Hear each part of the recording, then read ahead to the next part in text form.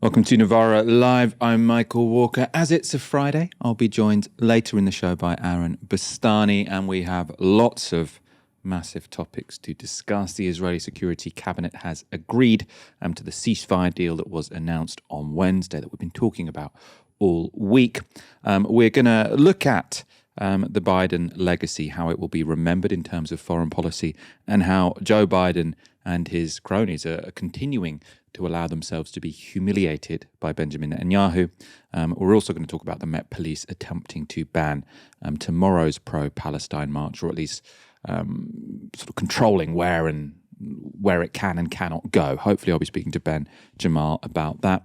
A little bit on Keir Starmer and Rachel Reeves at the end as well. Israel's Security Cabinet has today agreed to the ceasefire deal that was first announced on Wednesday, meaning it should come into effect this Sunday. This was how Sky News reported on that news from Jerusalem.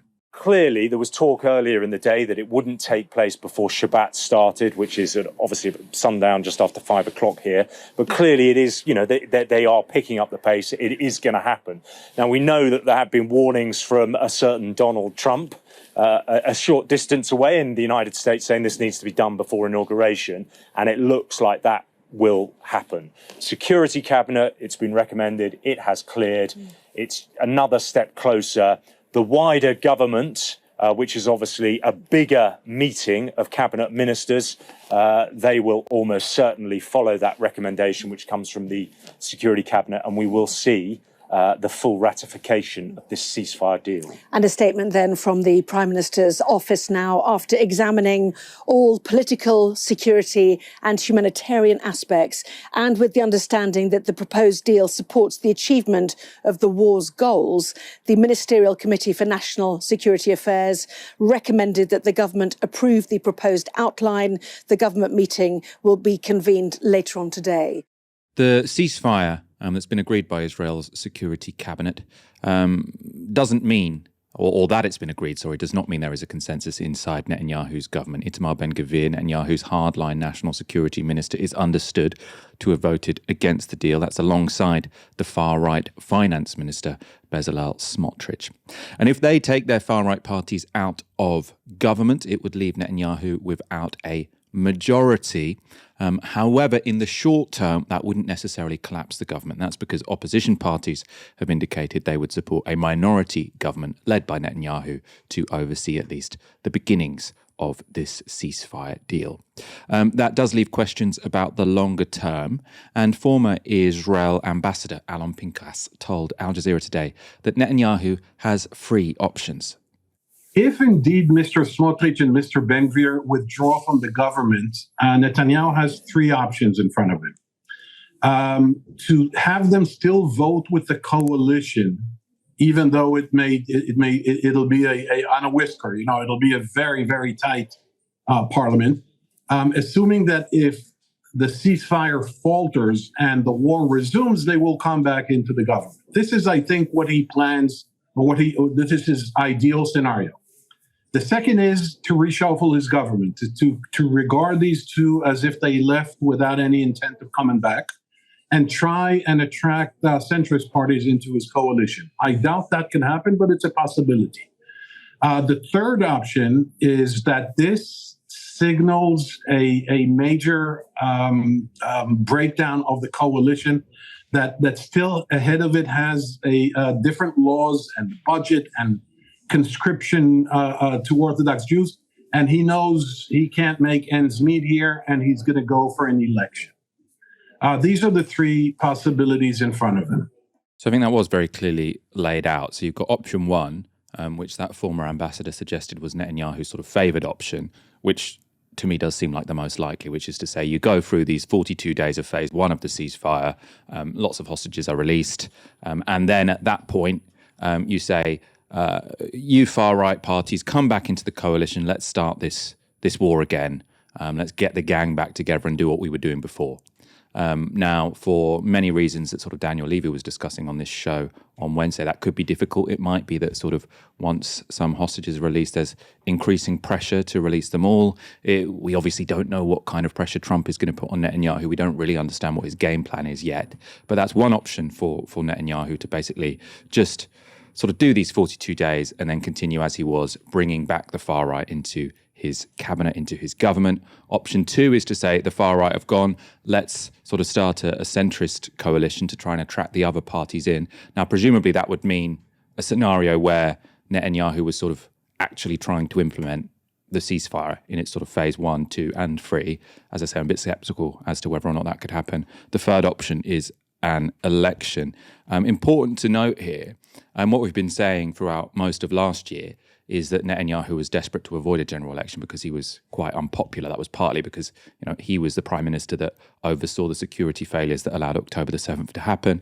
That was also because he was subject to corruption scandals and legal processes within Israel.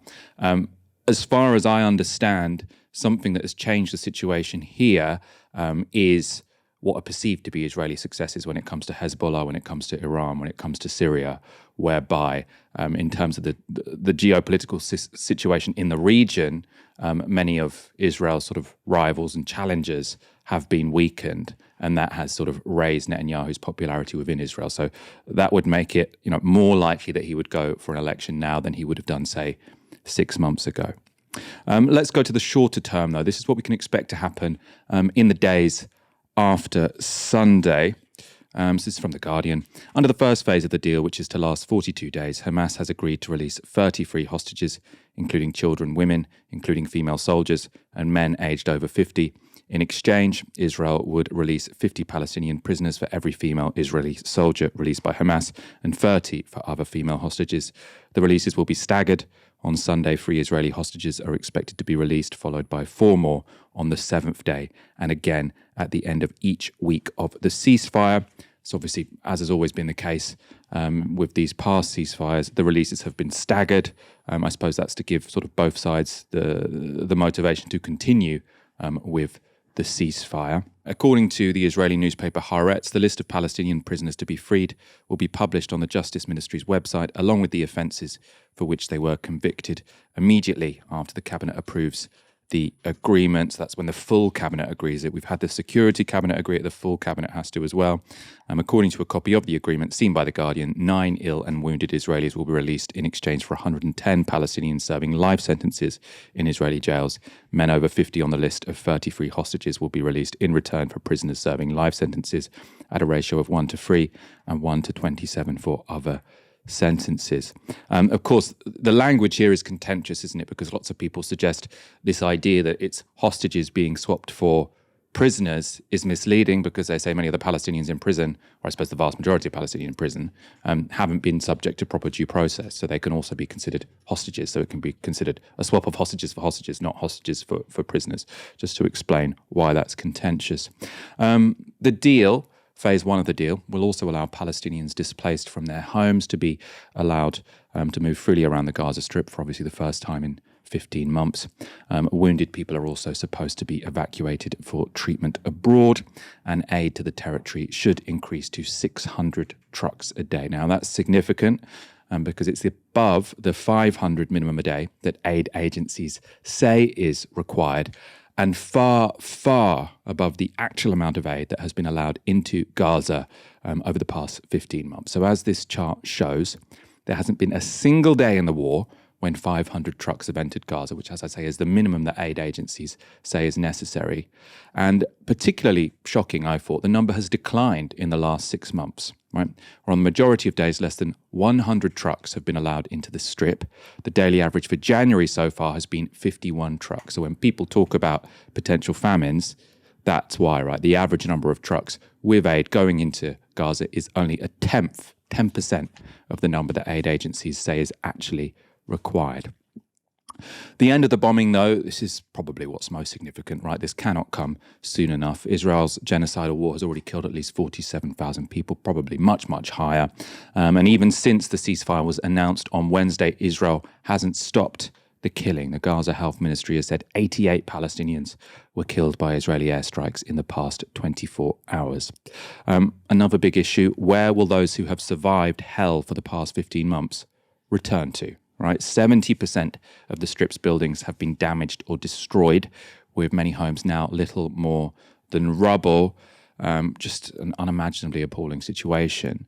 I want to show you, though, this report, which was sort of published this week from Palestinian journalist Bastani, which sort of gives an idea of how Gazans might at least begin to rebuild what Israel has destroyed.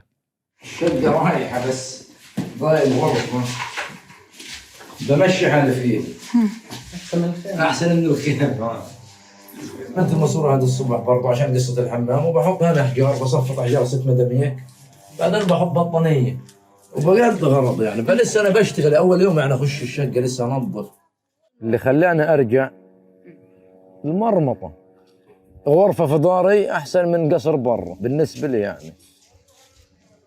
Here behind me is a home. The first floor is destroyed and there is no entrance for the home. So people put a stairs here, opened a door into the wall of the next floor and kept their plants alive. مين صاحب فكرة الدرج هذا؟ أبوي دعمه. طب شايف إنه صح الواحد يرجع حتى لو في دمار؟ في الدار أحسن. طب ما هي مدمرة. دارنا أحسن من أي مكان. As you can see here, people, because of the lack of the options, we don't have any places to go to. So people now are returning back to their homes and trying to rebuild anything like any wall. Look there. غصب عنهم هنعمرها مرة ومرتين و10. هنضل نعمر فيها اليوم لكيام وقاعدين لهم هان قاعدين. تعالوا وين ساكنين؟ شو صار في داركم؟ احنا هنا عشان احنا ضايلين على نص دار. احكوا لي شو بتعملوا هنا شو؟ نتزحلق. طب ما حدش حكى لكم انه خطر تتزحلقوا في مكان فيه ركام مثلا؟ خطر. طب ليه بتتزحلقوا؟ عشان في شي مرجية. We're sliding on the rubble because there are no swings, incredibly powerful. I mean, it's worth saying, of course, it's obvious, but those images there are not going to be a suitable response to what Gazans can do now their homes have been destroyed. I think it's somewhat inspiring to see people with their resilience making the most of the situation and trying to turn rubble into something livable. But you can see those houses. There's no way that without significant rebuilding with lots of money and sort of serious capital that it's going to be suitable for 2 million people to live. Obviously, hundreds of thousands, potentially millions of people currently living in tents. Aaron, welcome to this evening's show. I don't think anyone's been surprised by the fact that Israel's security cabinet has agreed to this ceasefire.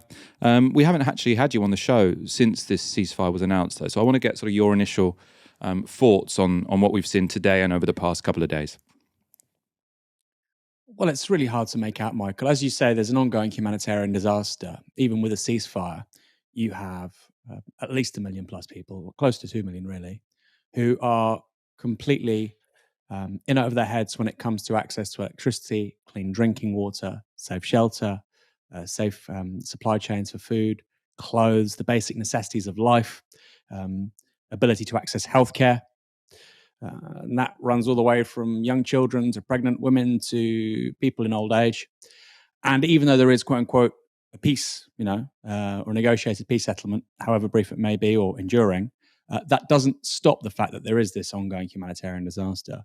Any other part of the world, if millions of people were in this situation now, which we're being told is a good situation, it certainly is. It's better than being continually bombed and obliterated by one of the most advanced air forces in the world, and being invaded and occupied by a very powerful entity, aka Israel.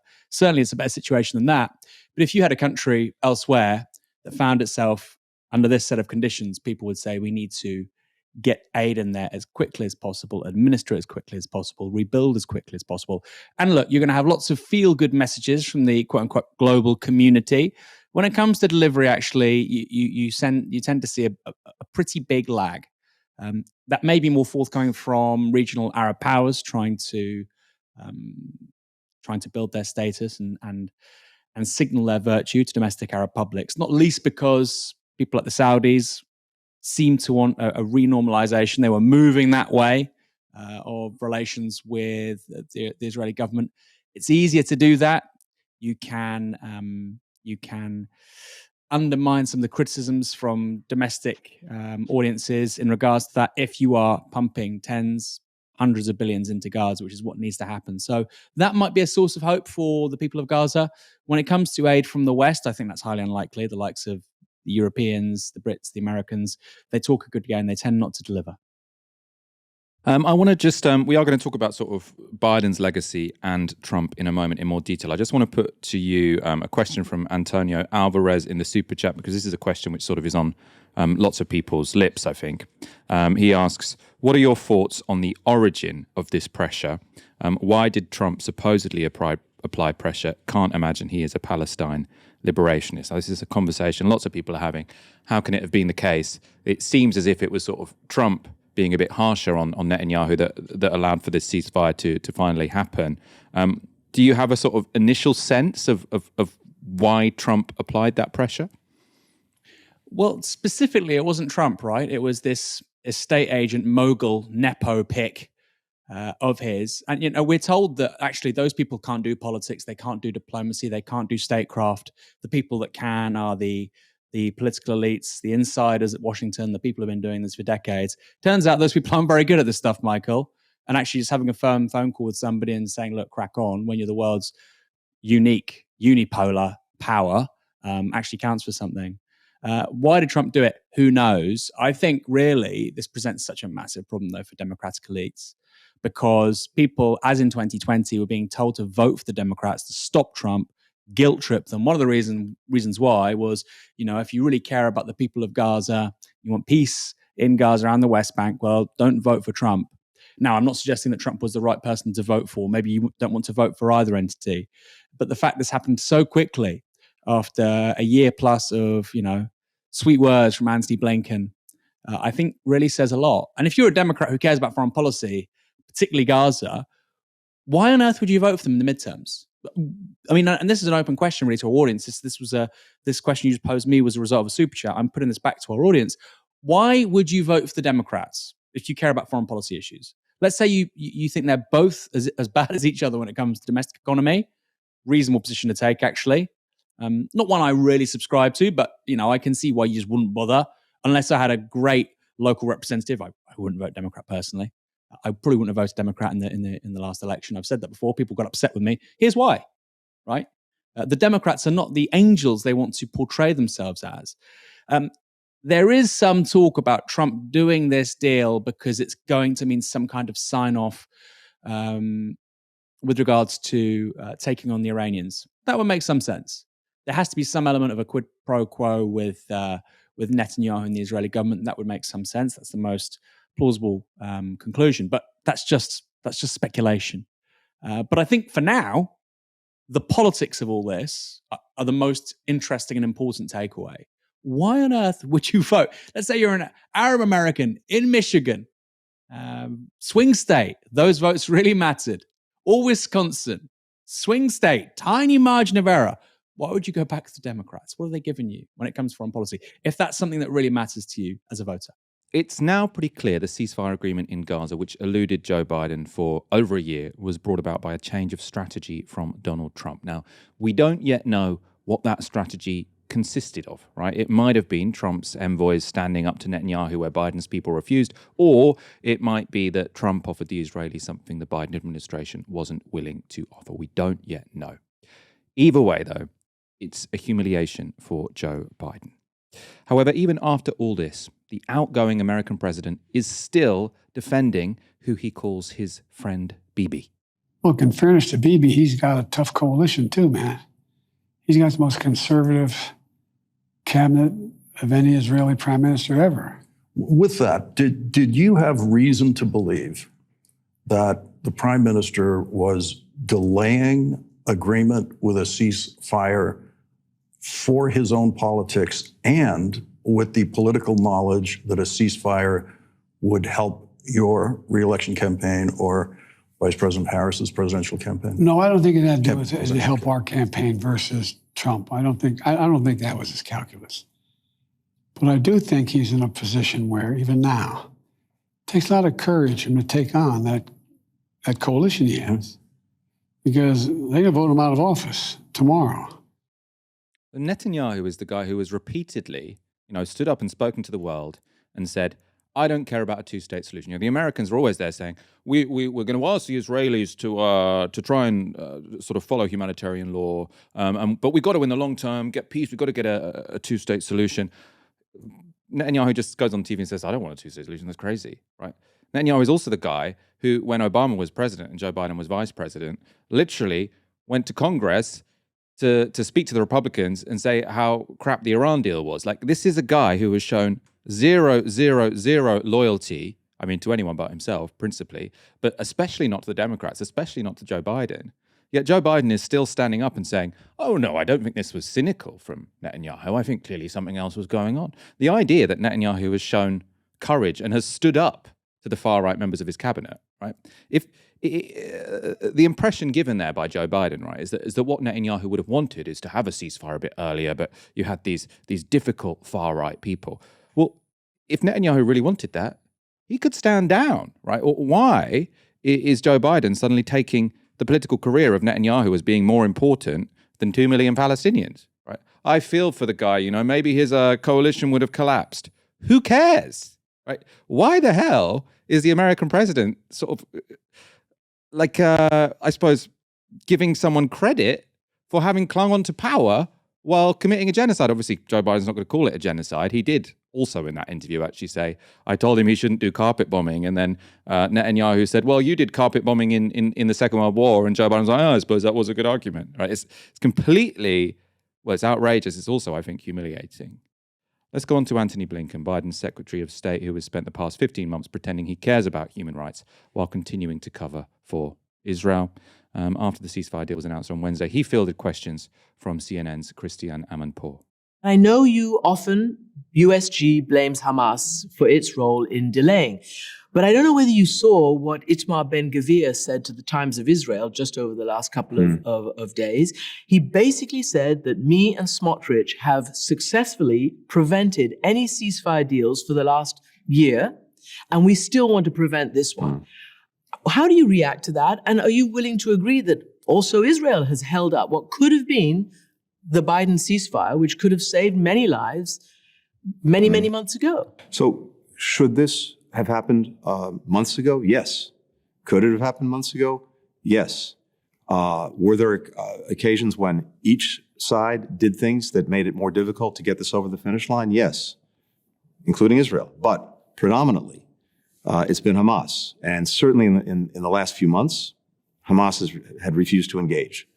That's just not true. Right, it's been really explicit. All the insiders have said it. All the officials have said that sort of Netanyahu put forward a deal back in May, which Biden pretended was his own. Right, said I can agree to this. Hamas agreed to it, and then Netanyahu sort of changed his mind. He was like, "Oh, actually, I kind of want to continue the war. Kind of want to continue the war on the genocide because if I were to opt out of it now, if I were to have a ceasefire now, then my far-right coalition partners would leave, and then I'd have to have an election. At that point in time, he was quite unpopular, so then he'd lose power." Right, that incredibly cynical calculation where a man, I don't think he cares about Palestinians in any way or in any shape or form, but for the sake of argument, a man who sacrificed tens of thousands of Palestinians purely to save his own career, you now have the president and the secretary of state, supposed to be liberals, saying, oh, actually, that was quite an honourable thing to do. That was quite an honourable thing to do.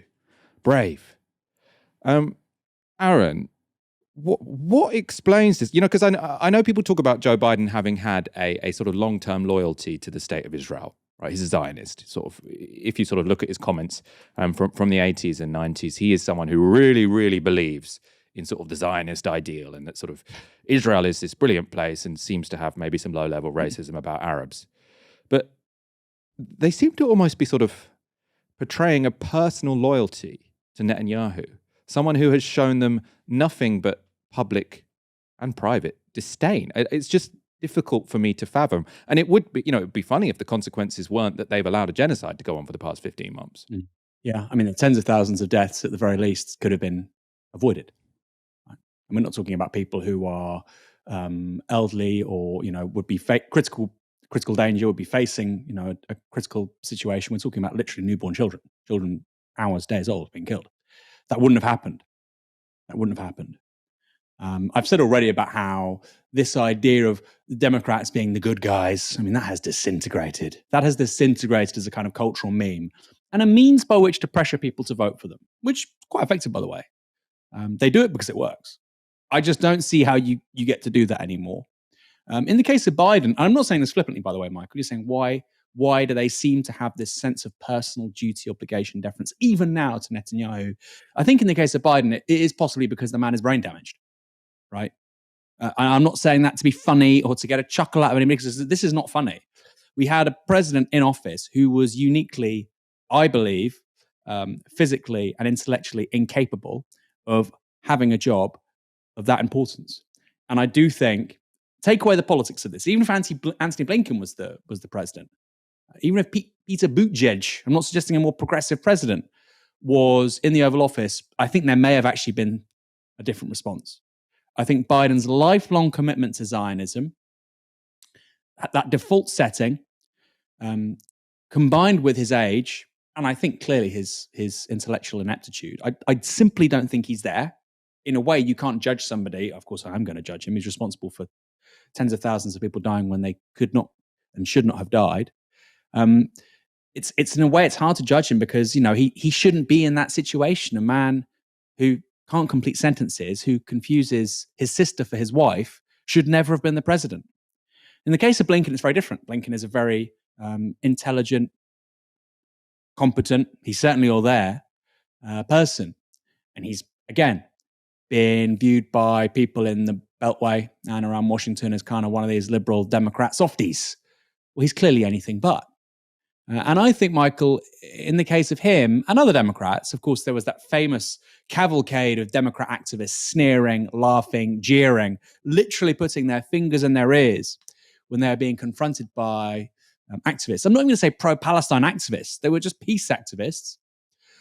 The way you explain those people, I think, is twofold. Firstly, they presume, almost genetically, that they're better people than the Republicans, that they're good people. I'm the good person. They're the bad people. Vote for me because I'm the good person and they're the bad people. So for people like that, who base their politics on being the goodies and they're the baddies, it's very hard for them to critically self-assess when they've got something very, very badly wrong, which very few Democrats have done over the course of the last 18 months. Secondly, there's the realpolitik element to all of this, which of course can't be understated. Israel is a unique ally, a gun dog, a henchman, a sentinel for US empire in that part of the world. Yes, of course, they're on very good terms with the Saudis. Yes, they have air bases dotted around, most of the world, actually. I think more than 150, 160 air bases overseas, military bases rather overseas. But beyond all of that, Israel is a really, really firm military ally to the extent that, the Israelis have F-35s. The Israelis developed unilaterally nuclear weapons. And okay, that's fine. We won't do anything about it. And in terms of course, military and economic aid, Israel is just head and shoulders above absolutely everybody else, despite being a high GDP country. It gets all this aid, which really underscores how much of a con, how phony most of this aid is when it comes to countries like Israel. So I think that is the explanation. It's twofold, Michael. They think they're the goodies, and then there's the realpolitik. And I think that's meant that many people who view themselves as decent, upstanding citizens, they've been responsible for something very, very evil. We look at evil as something that's cartoonish. You sound nasty, you sound horrible. Just as often, they look and sound like Anthony Blinken. I want to talk about Trump, and I want to sort of bring up a provocation, I think. It's a new article from Anatol Lieven, someone we've had on the show a number of times. He's from the Quincy Institute. I'm not sure I agree with it, but I think it's very interesting. I want to see what you think, Aaron. So he's got an article in The Spectator, which is headlined, "Should we give Trump's realism a chance?" And Lieven defines realism as the contention that the best basis for international peace is a respectful understanding that states will define their interests for themselves, and when they see those interests as vital, they will go to war to defend them. So realists, they tend to think in terms of spheres of influence. So people you might be familiar with, someone like John Mearsheimer, he sort of suggests, we shouldn't look at sort of states acting in terms of morality, but we should look at them acting in terms of interests, and we need to be respectful, I suppose, of their spheres of interest. So he suggests it was NATO expansion, for example, into Russia's sphere of influence that prompted the Ukraine war. It also seems to be the case that Donald Trump might be a realist, pretty much, right? He talks about international relations as a bit like real estate. You get by not by upholding rules and claiming you're the good guy, but by making overtly self-interested deals with other big players who are acting according to self-interest. So he's saying, oh, we're not here to make the world a great place. I'm here to try and make America good. He's there to try and make China good. Let's bash it out, right? That seems to be how he talks about politics. It seems to be also why he says America shouldn't get involved in Syria, but is threatening to annex Greenland, because Greenland, according to the realists, is in America's sort of natural sphere of interests. Realism tends to be defined against its opposite, which is liberal internationalism. So liberal internationalists believe that relations between states should be governed by universal laws. So say it's not just might makes right. We need laws, we need rules, we need morality.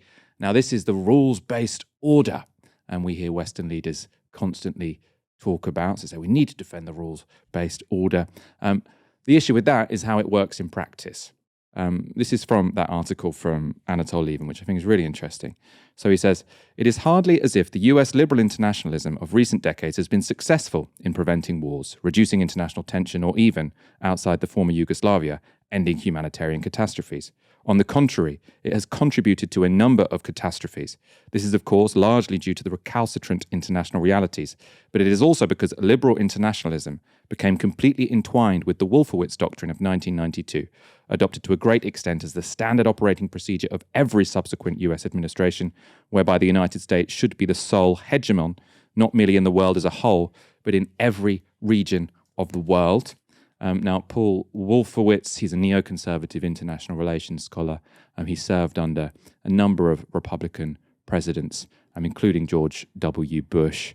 And Lieven goes on to make this argument. So he says, this would be in the name of spreading freedom, this is the Wolfowitz Doctrine, but would be pursued, if necessary, through the exertion of military force and economic pressure. No other country would possess any influence beyond its own borders except what was allowed by Washington. All states would be required to change their domestic political systems and policies in accordance with US ideas and wishes. This was the mailed fist behind Fukuyama's end of history. And then he says, it should always have been apparent to anyone with the slightest sense of history or ability to see the world through the eyes of non-Western nations that this US plan would be rejected by most states and would lead to extreme tension and the risk of war with Russia, China, and any other state which believed that it had a historic right and a vital interest in exerting influence beyond its borders, and a vital interest as defined by itself, not the United States. And then he says, the Wolfowitz Doctrine formed the basis for the later Bush Doctrine, which Senator Ted Kennedy described as a call for 21st century American imperialism that no other nation can or should accept. Its goals are now quite clearly far beyond the diminished military and economic capability of the United States, let alone Europe. Since liberal internationalism has so clearly failed, maybe it's time to give Trumpian realism a chance.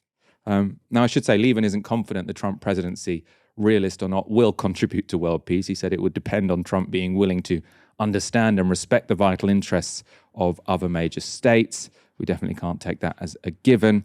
Aaron, though, I want your thoughts on this, right? So I think, in a way, the Biden administration is sort of the sort of pinnacle of people calling themselves liberals, saying they believe in this liberal world order, but basically acting in their, well, not necessarily their self-interest, because in Israel it wasn't clear it was their self-interest, but acting in, let's say, a very inconsistent manner, right? So they're sort of saying, we believe in the rule-based order, but we'll break it when we want. And Donald Trump coming in and saying, rules-based also, there never was a rule-based order. You know, we're all assholes, which is kind of the Donald Trump line. We're out to look for our interests. Russia's out to look for their interests. We can probably make a deal in Ukraine. I mean, maybe we can make a deal in Taiwan. But we're definitely not going to invade anyone to try and bring about democracy. Why would we do that? That's kind of crazy. That's not in our interests. So is there an argument that sort of Trumpian realism could be better for the world than sort of the liberal internationalism of the likes of Joe Biden? Yes, 100%. Doesn't mean you have to support Trump. Doesn't mean you think that's my foreign policy worldview. I agree with everything Donald Trump's saying. If there is a choice between these two types, it seems perfectly plausible to me that this realist version of international affairs and spheres of influence will mean there's less bloodshed, greater levels of cooperation, a greater capacity to take on challenges than there is right now. Okay, and that doesn't mean I support Trump's foreign policy. For instance, I think on climate change and his resistance to a multilateral response, I disagree with that. But in terms of the power politics of Russia, China, you might add some other countries too, but right now it's Russia, China, and the United States. I think it's a very sensible way to carry on. That doesn't therefore mean that I think, well, Cuba is in America's sphere of influence, therefore the embargo on Cuba is fine. I don't think that. I think it's outrageous. It should never have happened. I'm not even going to say it should have stopped. It should never have happened. Do I think that the United States seizing the Panama Canal or wanting to buy Greenland is good? No, I don't. But I think it's a more honest way of operating than claiming that American foreign policy is always virtuous. It's always driven by ethical principles when the whole world knows it isn't. And I think that's a more agreeable way for America to conduct itself for everybody else. I think that's something that, in my experience, as somebody who's half Iranian, when I speak to other people from Iran or the Middle East, when they get really angry with America, the thing that really winds them up is the hypocrisy and the duplicity. You talk about democracy. Why on earth did you help overthrow Mossadegh or Arbenz in Latin America? You talk about democracy. Why on earth did you rig post-war elections in Italy because the communists might win? Why did you turn a blind eye to 1 million plus people being killed in Indonesia if you care about human rights? You clearly don't. And I think that is definitely something. You were talking there about Trump not claiming to be, a liberal person. There'll always be a quote of his which will stick in my mind, Michael, where somebody was saying how bad Vladimir Putin is and how the Russians have done bad things. And he said to the media, "You don't think we do bad things? You don't think we kill people?" And, that's something that you or I might say, or Jeremy Corbyn. And it was coming from this man who's, on some issues, he's on the right of the Republican Party. He wants, major tax cuts, and he wants to, get rid of large parts of the American state. So it's a really, really interesting mix of ideas and values. But to answer your question, yes, I think it's a much more sensible way of operating for America, simply because they cannot afford to carry on like this. In 2000, America was comparatively much wealthier compared to the rest of the world than it is today. And I think this is really overlooked. So in 2000, the West, America, Europe, etc., was about 4/5 of global GDP. Today it's 3/5 and it's shrinking. America's actually doing pretty well. But if you look at countries like Indonesia, Vietnam, across ASEAN really, of course India, China too, Africa, their share of global GDP is climbing, or parts of Africa anyway. Their share of global GDP is really climbing. So the idea that you can police not just the world, but you can be the major power in every region of the world when you've got a declining percentage of global GDP, I think that's obviously not right. And I think a return to honesty when it comes to this stuff is really good. Now, that doesn't mean there'll be loads of positive foreign policy outcomes. Elon Musk, when the then president of Bolivia was being overthrown in an illegal coup d'etat, Elon Musk said, quote unquote, jokingly, "We'll coup who we like." Now, you can see how that might fit in with this Trumpian paradigm. South America is our sphere of influence. We'll coup who we like. We want stable, accessible supply chains of lithium for our big tech, right? That's what Apple wants. We're going to do it. You can see Trump going down that line. I don't like that, but at least he's being honest about that in a way that actually liberal internationalists often pursued the same goals, but veiled and very different, and I think, frankly, illusory, evasive, and false rhetoric. They were lying.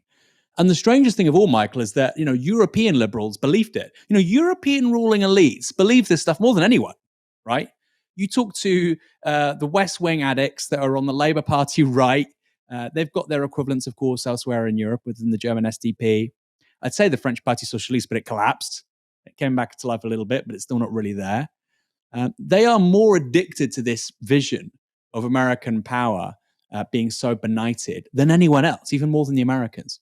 And America adopting this realist worldview is a big problem, particularly for the Europeans. Middle powers have a real problem now. Middle powers benefited a lot. Friendly middle powers, the US, benefited a lot from US empire, whether that was South Korea, Taiwan, Germany, the UK.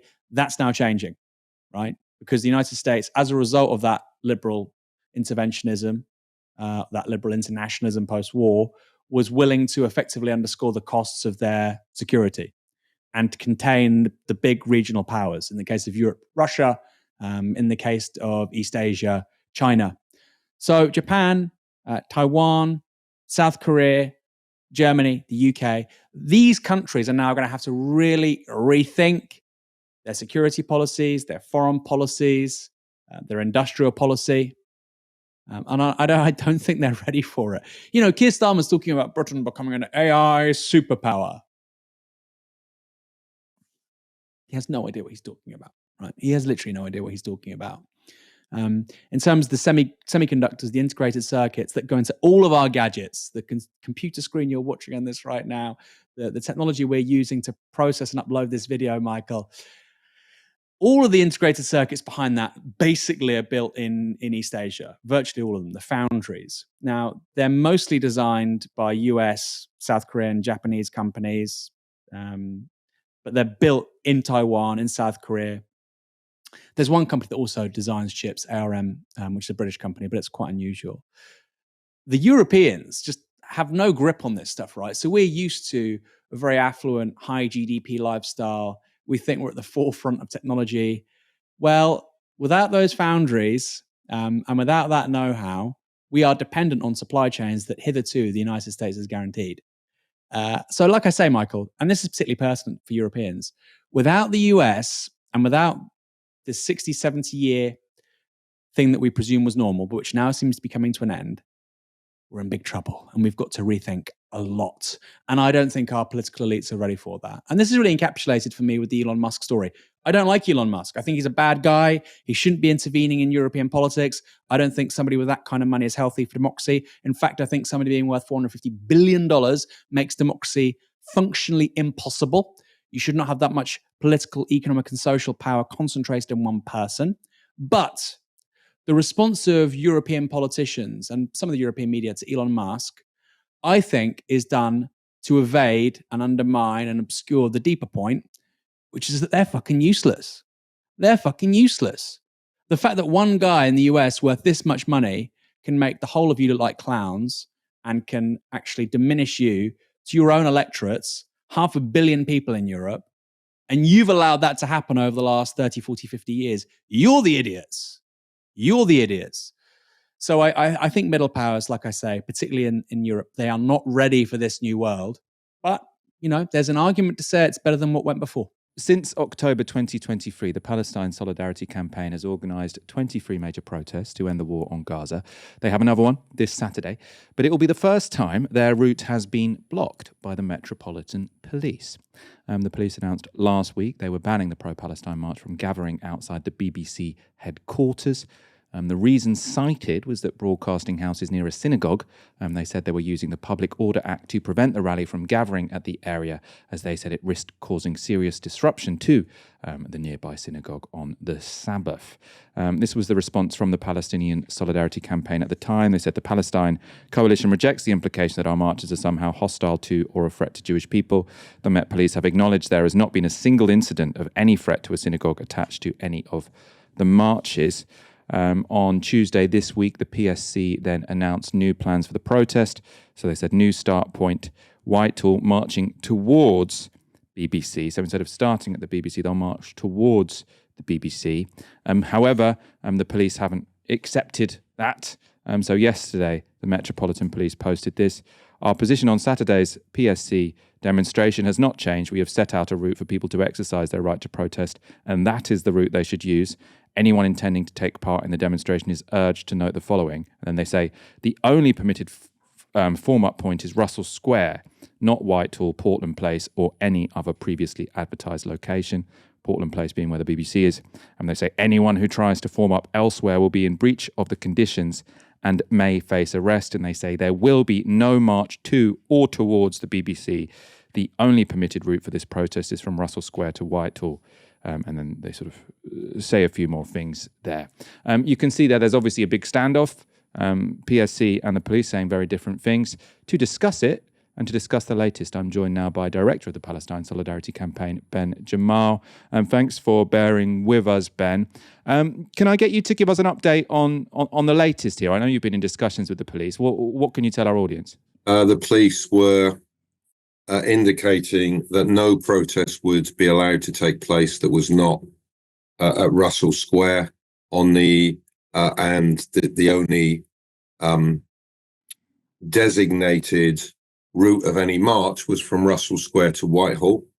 Soon after they put that out, you may have noticed the Board of Deputies of British Jews thanked the Met Police for agreeing with their proposals of where the march should take place. So we're in an extraordinary situation, unless the Board of Deputies are lying, that they are effectively giving instructions to the Met Police where people who wish to demonstrate for the rights of the Palestinian people can demonstrate. We told the Met Police yesterday, further today, that we do not accept that and that we will be going to Whitehall, and they have yielded on that, and we will be assembling at Whitehall tomorrow. As it stands at the moment, they're indicating they will still not allow any march towards the BBC. We are still lobbying hard and trying to put pressure on the police to lift those restrictions. If I can add, Michael, you said this is I don't think you said this is the first time we've had issues with the police, but the first time they've taken this step. Yeah, this is certainly the most severe action we've had from the police, and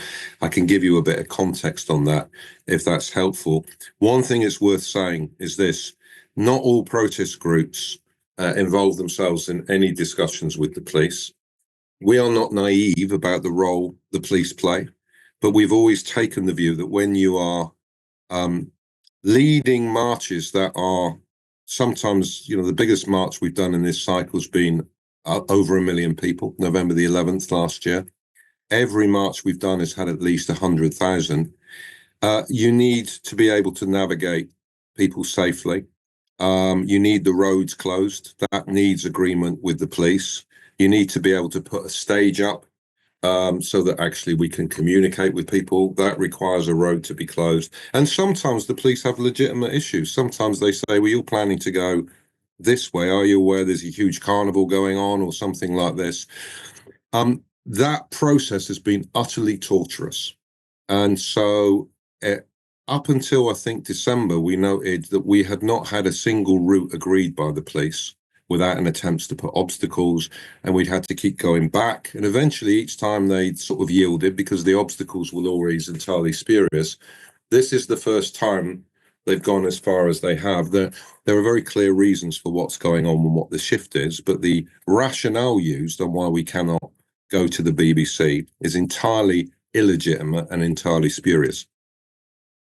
Well, can you talk about those reasons? You said there are very clear reasons why there's been this sort of step change from the police. What are those? Well, so what the police have said to us, so let's deal with the rationale they've used, and just a little bit of context. We decided, so we try to organise these marches. They're now in a cycle of about one every month, and we try and organise the next one and have clarity on where we're going. And we decided in October that we wanted either in November or in the one after Christmas in January, to go back to the BBC, either to start there or to end there. It didn't really matter. Starting there is better in terms of where you gather at the end of the march.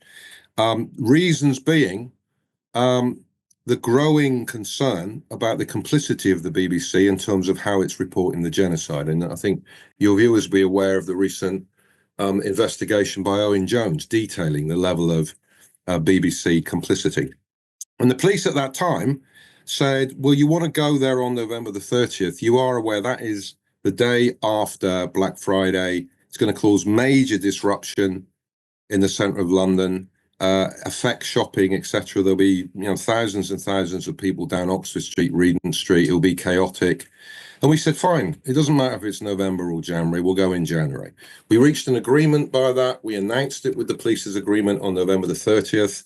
Before Christmas, they came to us and said, this will cause serious disruption to the Jewish community because there is a synagogue in the vicinity.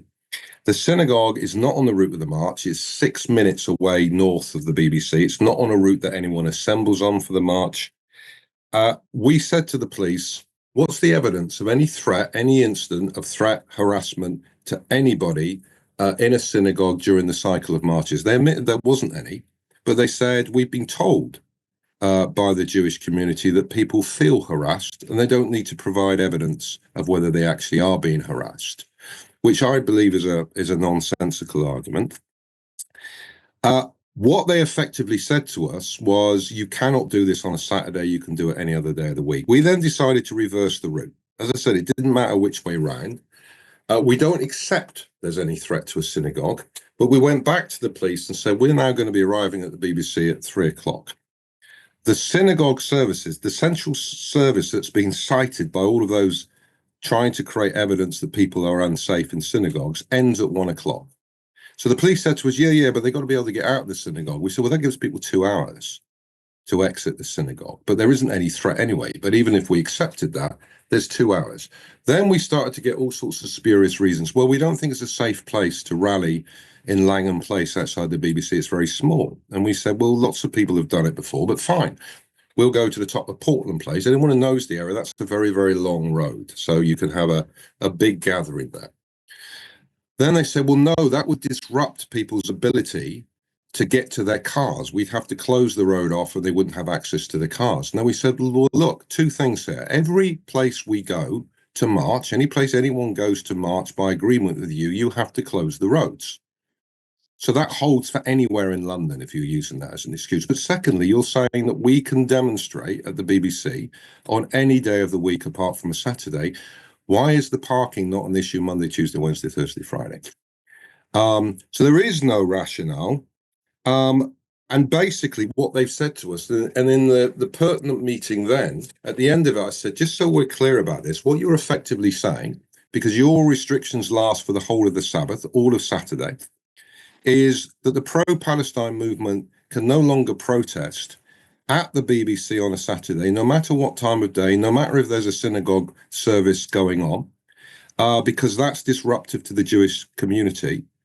Any other cause can demonstrate there. If I want to organise a pro-Israel demonstration outside the BBC, I'm entitled to do so, but the Palestine movement can't. And that's the position they are trying to maintain. So that's a battle we're going to have to continue to fight. We're looking at all mechanisms for fighting that, including legal mechanisms. In relation to Saturday, what they tried to do was force us on a route we had not agreed, we do not want to go on. And we said, no, we're going to Whitehall. So tomorrow we will be rallying in Whitehall. We are still urging the police to lift the conditions so that people can peacefully march in the way we planned and finish with a symbolic act outside of the BBC. Yeah. So to clarify, because I know some of our viewers will be planning to go tomorrow, is this you're meeting at Whitehall?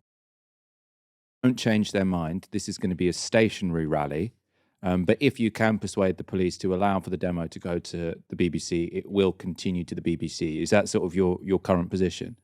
What we are not going to do, and one of the things, we're not naive, and we know that the forces across the political establishment, including all of the pro-Israel groups, and I include within that, unfortunately, senior leadership groups within the Jewish community, the Board of Deputies, the Chief Rabbi, Community Security Trust, have been lobbying since the beginning of these marches for them to be banned entirely. They called them hate marches. They said they are threatening public disorder. The broad argument they use is they make all Jewish people unsafe. Now that hasn't worked. They're narrowing it down to, well, it's an issue about synagogues, even though for the reasons I've explained, it clearly is not.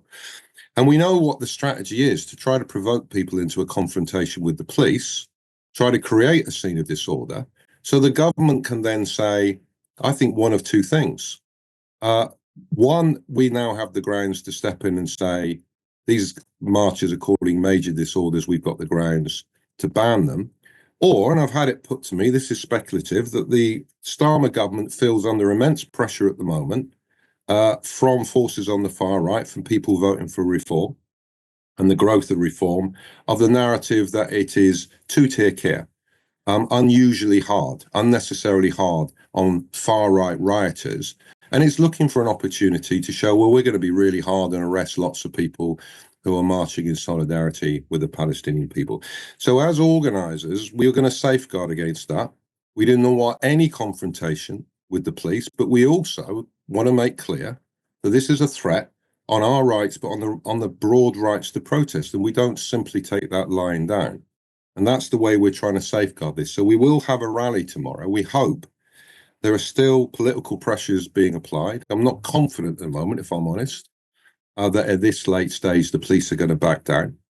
But we hope that they do. But we will hold a big demonstration on Whitehall tomorrow. And the other thing I should say is all the shenanigans, if that's probably too soft a word, but we are live on television.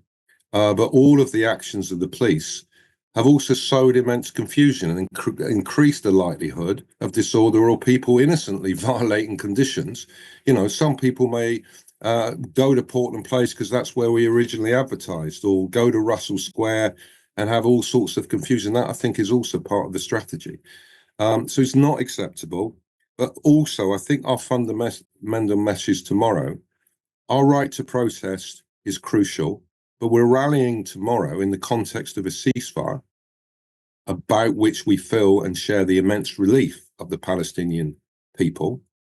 But we need that ceasefire to be implemented, and there are ongoing and continuing demands. We need the siege lifted. We need an end to the occupation. We need to end to Israel's system of apartheid. And we will not allow the fundamental message of the plight of the Palestinian people to be distracted by the games of the Metropolitan Police.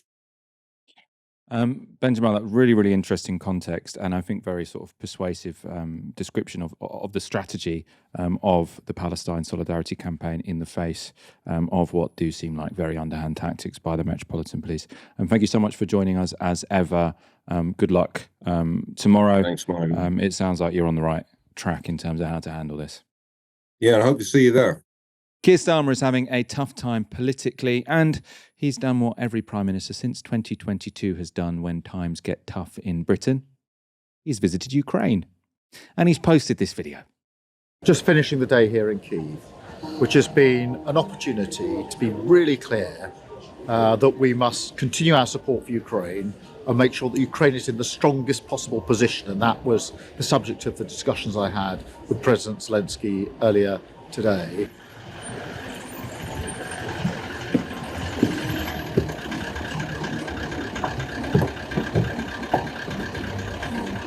Thank you.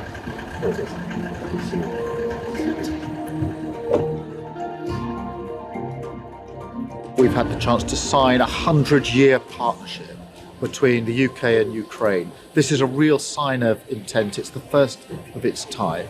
So that was a real moment in history. That was a real moment in history. You can see why Keir Starmer prefers to be in Kyiv than London at the moment. In terms of the substance of this, now I usually think any commitment that goes beyond when a politician will be in office requires some skepticism, right? If they aren't going to be around for the consequences, they have little incentive to follow through, right? It's very easy to say, I'll do something in 10 years' time or 20 years' time when you're not going to be in power then. 100-year pact, right? That is taking this to the next level. None of us will be alive. We might not even have nation states in 100 years.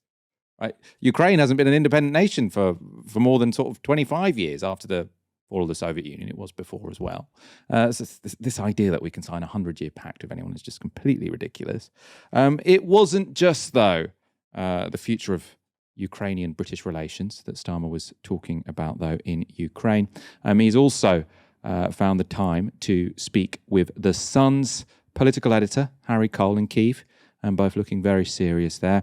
And this is the resulting report that came from their conversation.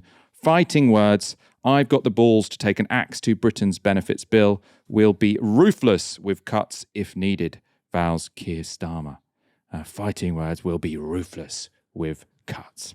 The article has some more of Starmer's actual words, and some of those to some degree put in his mouth. So say, speaking in Ukraine, Sir Keir told The Sun, quote, we will be ruthless with cuts if that's what's necessary. And he doubled down on no more borrowing to fund runaway government costs, adding, quote, in the end, the fiscal rules and our commitment to them is ironclad. And he went on, or the article goes on, sorry, despite mounting criticism of Chancellor Rachel Reeves, the PM slapped down talk of changing direction on the economy, saying, quote, it's about not chopping and changing and sticking to the decisions that were made tough though they were and right though they were. Oh, sorry, tough though they were and right though they were. Asked if he had the stomach or the balls to take on his squeamish MPs who have railed against benefit cuts for years. The PM insisted, "Yes, I love fights. I had to fight to get the leadership of the Labour Party, had to fight to win the election."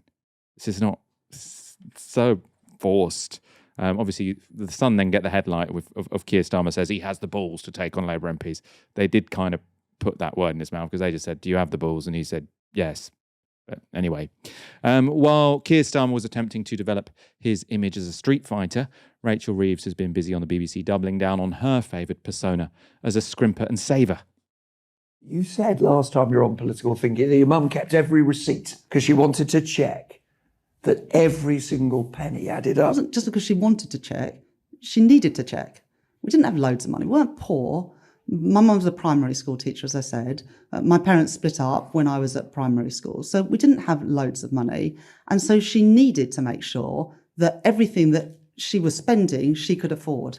And I remember that very vividly, her sitting at the kitchen table with the receipts, and she kept them all, and her bank statements, and ticked them off to make sure she knew she wasn't overspending compared with the income that she had coming in. I'm told that you used to, I don't know if you still do as Chancellor, but as Shadow Chancellor, you bring your lunch in a Tupperware.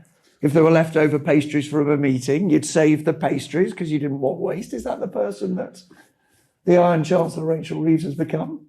I still do that. You still bring your lunch in a Tupperware? Not every day, but whenever I can, I do that. Do you make it, or do you get one of the family to make it? I make it. A couple of days ago, we had a breakfast, and there were some leftover pastries. So I'm not sure if the health secretary would approve of this, but I had a pastry for breakfast and a pastry for lunch. So I think that's good value for money. It might not be very good for my waistline. It makes the numbers add up. What did we just watch? This is one of the most powerful people in the country.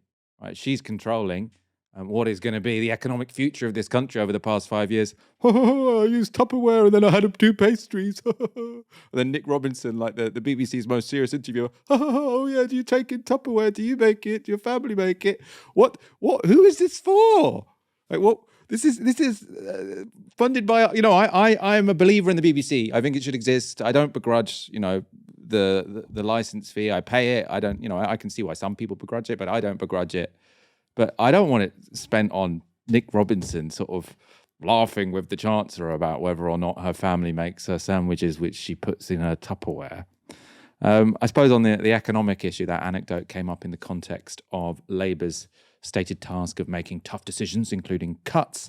And that annoyed a lot of people on Twitter who said this was the BBC reverting back to the misleading analogy of the state as having a household budget. Many also pointed to a review by the BBC itself in 2022, which looked into potential flaws in how the corporation had up to then covered the economy. That review said this, that states don't tend to retire or die or pay off their debts entirely is one way. National debt is not like household or personal debt, not like a credit card, for example, and why analogies with household debt or suggestions the government must pay off or pay down the debt can cause intense debate. Clearly, pithy, accessible metaphors are valuable to journalists and audiences, and paying off is a tempting phrase, even to those who know the arguments, because it seems to express the idea there must be some degree of discipline over debt, even for a state. But again, it helps to know that household analogies are dangerous territory, intensely contested, and can easily mislead. Aaron, Keir Starmer in Ukraine or Rachel Reeves guffawing with Nick Robinson? You've got a choice of 2 clips to comment on. Well, Michael, if you watch both of them, you understand why the country is in a bit of a pickle, don't you? If you walk down the street, it looks like crap. The police have effectively abolished themselves. Not much works. Trains are always late. People can't get on the property ladder. Well, you kind of understand why. This is the caliber of our political class. Quickly on Keir Starmer. Michael, in 1925, the British Empire was the largest in human history. I think about a quarter of the planet's surface was under the British flag 100 years ago. And today, Britain is a country in the North Atlantic, 68 million people. It is no longer in charge of an empire covering a quarter of the planet's surface. Maybe even more than a quarter. I think maybe a third of the planet's surface and a quarter of its population. Big numbers for the British Empire in 1925. Michael, in 1925, Hitler had been released from prison, I think, because of the Beer Hill Putsch. So he wasn't even head of the Nazi party. A lot happens in 100 years. A lot happens in 10 years. The most idiotic sentence I think I've ever heard from a British Prime Minister. We will give $3 billion a year for 100 years. Just also, think about inflation. $3 billion in 100 years, not going to be that much. Just dumb. It's not serious. This is purely for a media line. So dumb. And then on Rachel Reeves, Michael, I really want to talk about this. Rachel Reeves in 2015 was found to be one of 19 MPs who had their cards suspended by IPSA. We know this because of a Freedom of Information request. She had her own credit card suspended as a member of Parliament because there was £4,000 of unauthorised spending on that credit card. So there was £4,000 of unauthorised spending. The card was cut. Naughty you, Rachel Reeves. Now we're being told by Nick Robinson on BBC, whatever it is, whatever stupid podcast that is, which, by the way, nobody would listen to if it wasn't on the BBC, right? Oh, there's a huge market for this. Let's find out. I don't want to subsidise it. Let's find out. Now we've got Nick Robinson on hundreds of thousands of pounds a year talking to Rachel Reeves, Chancellor of the Exchequer, on £150,000 plus a year. Oh, do you use Tupperware? Yes, I do. Then why on earth was there £4,000 of unauthorised credit card spending, which meant you were one of 19 MPs who had your credit card suspended? It's not that usual. 19 out of 650. I'm so good with numbers, I had my credit card suspended. What else did you do? Failed to fill in a tax return with HMRC? Actually, let's not go there, huh? Similar story. So this meme of, oh, Rachel Reeves, she's so fiscally responsible because she's Tupperware. No wonder we're screwed. And Michael, you're defending the BBC. I'm not going to defend the BBC. I'm sick of defending the BBC. I don't think that there should be public subsidies to report on Molly May and Tommy Fury having a cheeky kiss. I don't think we should be subsidising. We're paying Nick Robinson, Michael, hundreds of thousands of pounds a year to do a crap podcast. I don't need to do that. On Spotify, there's thousands of crap podcasts. There's even some good ones too. I don't need the BBC for that. I need the BBC for original news gathering, finding out stories across the UK, which nobody else can find. That takes money, right? I need the BBC for that. I want the BBC for world-leading international affairs coverage.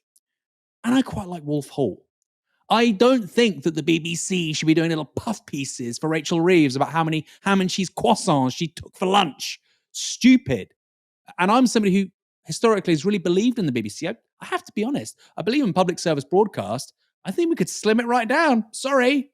We probably don't need little cheeky podcasts with Nick Robinson talking about toasties and little treats that might be damaging to the waistline. You know, I don't think that, in the words of Lord Reith, is going to inform, educate, or entertain the British public. So given it fits none of those three, yeah, maybe we should cut down bits of the BBC, starting with Mr. Robinson.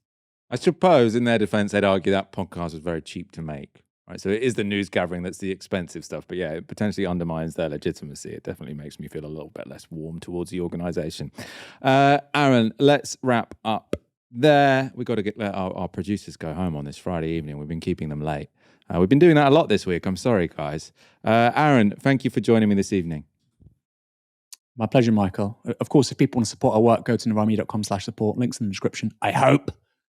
And I also hope you all have a wonderful weekend. I'm sure the link will be in the description after you use that tone of voice. Thank you, everyone, for watching this evening. Have a great weekend. Come back on Monday for another live show at 6 p.m. For now, you've been watching Novara Media. Good night.